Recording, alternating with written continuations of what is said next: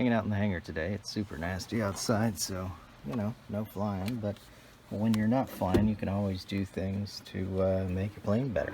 So when it is nice outside, you can, you know, go up and play around. So one of the things I enjoy doing is flying around with the family. And we have a 2-year-old, and with the 2-year-old, he is in the back seat in his car seat.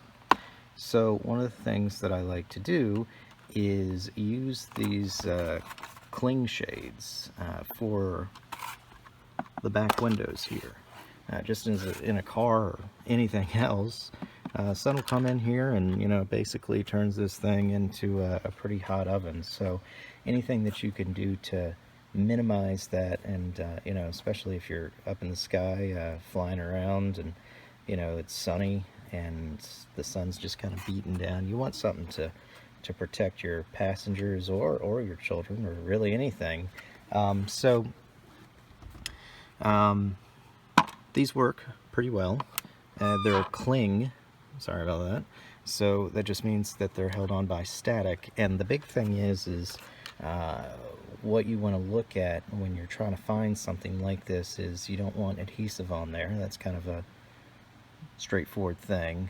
No adhesive, period. It will, you know, these windows are pretty sensitive, so you don't want anything sticking to them, especially, you know, permanently. That just is not good for many reasons. Another thing that you want to look out for that I know in the beginning when I was trying to find, you know, some type of solution for this, is that you want to find ones that are very thin. These windows, as in most all aircraft windows, are curved. You got all different types of curves on here. It's not flat. So you need a thin material, especially since it's cling and not adhesive, that will contour to the curvature of the window. Let me show you outside here. You can see it's like a bubble type thing. It's not flat whatsoever, and, you know, of course that makes sense. It follows the curves of the aircraft, so you wouldn't want a flat window. That would be a very boxy plane, and that's not too aerodynamic. So they come in packages of 2 normally. I know this one does, and I've already lost the second one. Oh geez. But 2 windows is usually pretty good. You don't want to stick them in the front windows there. That would be bad. So that's the roll there. It's so thin. Let's see here. Oh, there we go. There we go. And these have the little temperature things on there. I personally could care less about these little temperature things. It's just hot. I guess it helps. I have no idea what it's there for, truthfully, because you're never supposed to keep a kid in a car, period. So why would you want to know if it was hot inside? Anyway, so the backing is actually thicker than the actual plastic material. This is super lightweight material. Not cheap, just very light. So what I'm gonna do is I'm gonna just peel the backing off of here. It's just a, you know, kind of like a plastic covered paper type thing that's plastic, or that's the backing to this, and then put it on the window, and that way you can kind of see what's going on. It's a fairly straightforward process. You just peel it off, make sure it doesn't fold on itself, or you'll end up ripping it, so take your time. If you have bubbles, try to work them out as much as possible, but to be completely honest with myself, it's not that terrible of a big deal. The only thing is if you have large bubbles, it might start peeling. But speaking of peeling, you can see how thin that plastic is, and that's what you want.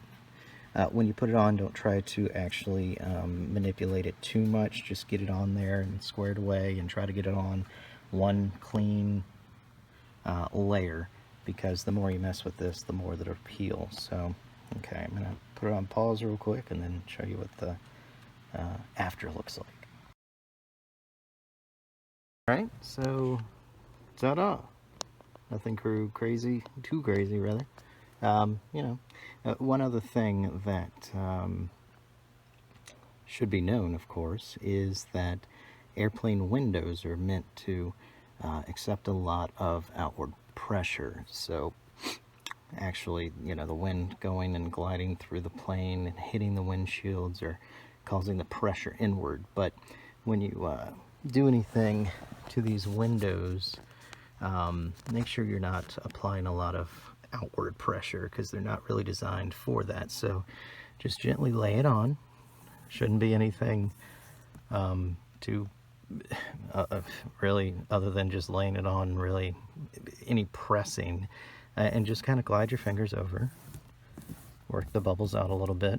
It's not going to be perfect, and it's not going to be perfect, like I said before, because the windows have all different types of curves to them. So just take your time. If you want to do it again, just lift it up. But the best adhesion, because there's no adhesive, will come from your initial cling, so your initial lay of this material.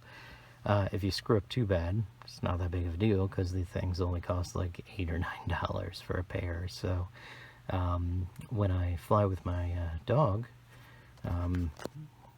I'll slap on a pair for him back there. So pretty much it. Nothing too crazy. Just a neat little trick that I've seen before and use myself. And whenever they get too ratty, or the kid peels them off or whatever, you know, it's $9 and there you go again. But it'll be much more cool in here for the little toddler, and he won't get all that sun beaming down on him. So till next time, stay safe.